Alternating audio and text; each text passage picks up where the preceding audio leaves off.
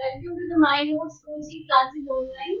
आज हम स्टार्ट करेंगे चैप्टर नंबर 4 11th क्लास का, that is chemical bonding and molecular structure. ठीक है, तो केमिकल बॉन्डिंग से पहले तो ये बताना चाहिए इसका नाम क्या है। ये केमिकल बॉन्डिंग का मतलब क्या है? ठीक है, chemical bonding means is a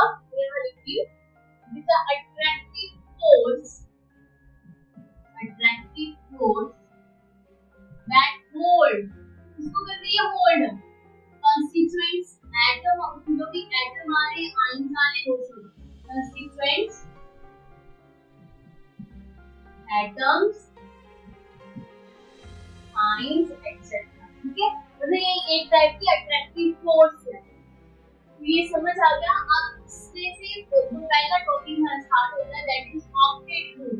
अब देखो ऑक्टेट मींस वो उसके बैलेंस में 8 इलेक्ट्रॉन होने चाहिए। ऑक्टेट होता है वो 8 को रिप्रेजेंट करता है। ठीक है, ये क्या बोल रहा है?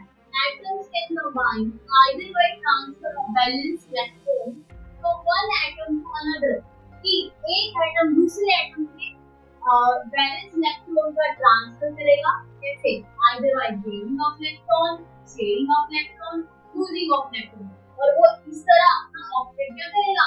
कंप्लीट करेगा। ठीक है, तो लुईस ने कंसेप्ट किया है, इसको हम जिनसे लुईस स्ट्रक्चर बनाते हैं, जिसमें दिया है देखो electrons are denoted by dot से रिप्रेजेंट करेंगे, और क्रॉस से जब हम लुईस स्ट्रक्चर बनाएंगे तो उसमें हम जो इलेक्ट्रॉन ऐड करेंगे उनको डॉट से और क्रॉस से रिप्रेजेंट करेंगे। कैसे? जैसे फॉर एग्जांपल है मेरे पास मीथेन, ये सोच का फार्मूला है, मैं बना रही हूं। कार्बन के साथ 4 हाइड्रोजन है, देखो 1 2 3 4। अब मैंने एक डॉट रिप्रेजेंट करा, एक ये और ये क्या बता रहा है? Dot structure. मैंने क्रॉस लगा दिया, तो ये वैलेंस इलेक्ट्रॉन्स को बता रहे हैं। ठीक है, अब इसको जब मैं स्ट्रक्चर बनाऊंगी तो ये ऐसे बनेगा, हम इसको स्ट्रेट लाइन से बता दूंगी। ठीक है, अब देखो इसमें दो एंड है, मतलब इसके पास 2 इलेक्ट्रॉन है ना, 2 इलेक्ट्रॉन, और ये कार्बन जो है वो इसको शेयर करके अपना ऑक्टेट कंप्लीट कर रहा है। जब आप काउंट करोगे देखो 1 2 3 4 5 6 7 8, क्या कार्बन अपना बैलेंस शेयर कंप्लीट कर रहा है? यस, क्योंकि ये हाइड्रोजन से इलेक्ट्रॉन शेयर कर रहा है। क्या कर रहा है? शेयर कर रहा है। अब देखो, अब एक चीज ये भी आती है वैलेंसी। ठीक है, ये तो 9th 8th 9th काफी आता होगा आपको। कैसे?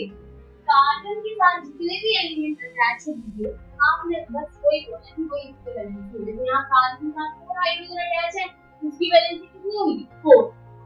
ठीक है, ऐसे निकालनी आप। वैसे तो मेथड अलग है, बट इन शॉर्ट में बता रही हूँ। नेक्स्ट है हमारे पास दूसरा कि what are the limitations of octet rule. ये तो पढ़ लिया कि उसकी ऑक्टेट कंप्लीट चाहिए। अब कुछ ऐसी लिमिटेशन है कि वो उसके ऊपर वैलिड नहीं होगी। ठीक है, तो वो क्या क्या है? दूसरा कलर ले लेते हैं। हाँ, देखो इनकम्प्लीट ऑक्टेट मींस कि वो जो बैलेंस शेल होंगे उसमें इलेक्ट्रॉन लेस क्या होंगे? 8 होंगे। कैसे? जैसे यहाँ एग्जांपल दिया मैंने बेरिलियम क्लोराइड, बोरोन ट्राइक्लोराइड, देखो बनाती हूँ बेरिलियम क्लोराइड। का बेरिलियम का एटॉमिक नंबर 4 होता है, देखो कैसे 2 और 2 4 हो गया, और क्लोरीन कितने अटैच है बेरिलियम के साथ? 2, तो देखो 4, तो क्या ये 8 से बता नहीं वैल्यू? तो ये इनकम्प्लीट ऑक्टेट होता है। ठीक है, और जो इनकम्प्लीट ऑक्टेट बनाते हैं वो हम लेविस एसिड भी बोलते हैं और इलेक्ट्रॉन डेफिशिएंट बोलते हैं। इलेक्ट्रॉन डेफिशिएंट मतलब कि उसके वैलेंस शेल में इलेक्ट्रॉन की कमी है। ठीक है, ऐसे। अब हमारा दूसरा आता है दैट इज एक्सपेंशन। अब एक्सपेंशन से क्या समझ रहे हैं आप? इंक्रीज हो रहा है ना। देखो एक्सपेंशन मतलब अब उसके वैलेंस शेल में जो इलेक्ट्रॉन आएंगे वो 8 से ज्यादा होंगे, मतलब मोर देन 8। देखो मैंने यहाँ एग्जांपल दिया PCl5 का SF4 एंड SF6। PCl5 का देखो PCl5, फॉस्फोरस का एटॉमिक नंबर कितना होता है? 15। तो देखो 2 8, ये फर्स्ट पीरियड हो गया हमारे पास। सेकंड थर्ड पीरियड में तो ये हमारे पास कितना आ रहा है? 2 और 5, और साथ में 5 क्लोरीन के साथ अटैच है तो 5, ये 10 हुआ। तो क्या ये 8 से ज्यादा आ रहा है? आ रहा है ना। यस, ये एक्सपेंशन ऑफ ऑक्टेट को बता रहा है। अब third one is odd number of electron, means कि वैलेंस शेल में अनपेयर्ड इलेक्ट्रॉन प्रेजेंट होंगे, तब हमें वो क्या देगा, ओड नंबर ऑफ इलेक्ट्रॉन। जैसे नाइट्रिक ऑक्साइड है, जैसे नाइट्रोजन के उसकी इलेक्ट्रॉनिक कॉन्फ़िगरेशन को हम इलेक्ट्रॉनिक कॉन्फ़िगरेशन हम लिखते हैं कैसे, देखो नाइट्रोजन का अटॉमिक नंबर 7, तो 2 और 5, ठीक है, 5 6 7। अब ऑक्सीजन की जब आप इलेक्ट्रॉन कॉन्फ़िगरेशन लिखोगे तो उसमें 8 इलेक्ट्रॉन आते हैं, ये देखो 1s2 2s2 एंड 4 4 और 2 प्लस कितना हो गया 8। जब हम इसको लिखोगे, ये देखो मैं ऑर्बिट बना रही हूं, 3 है ऑर्बिट बना रही हूं, तो इसमें कितने इलेक्ट्रॉन आ रहे हैं 1 2 3 4, तो 2 इलेक्ट्रॉन नीचे हमारे पास अनडेड, तो इसके कारण ये जो नाइट्रिक ऑक्साइड है इसमें 7 इलेक्ट्रॉन जो होंगे 7 आएंगे और वो हमें और नंबर ऑफ इलेक्ट्रॉन बताएगा, ठीक है। तो ये third point.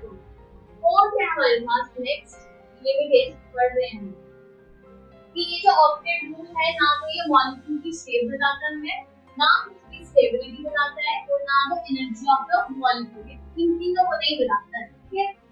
Last one is कि कुछ नॉर्मल गैसेस ऐसी हैं जैसे नियॉन ले ली, क्रिप्टॉन ले ली, ये ऑक्सीजन और क्लोरीन के साथ कंबाइन होके हमारे पास ये कंपाउंड बना रहा है, देखो XeF2 बना रहा है, ArF2 बना रहा है एंड XeOF2 बना रहा है।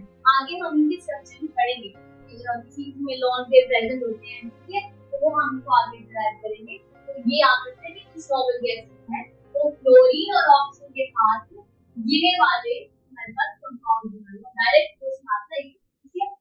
यस, तो आज हमने पढ़ा ऑक्टेट रूल, केमिकल बॉन्डिंग का पढ़ा, डेफिनेशन देखी, फिर हमने ऑक्टेट रूल पढ़ा, उसकी कुछ लिमिटेशंस पढ़ी, ठीक है। तो अगर आपको ये लेक्चर ठीक लगा और अच्छा लगा हो तो आप हमारे चैनल को लाइक, सब्सक्राइब और शेयर कर सकते हैं। Thank you everyone.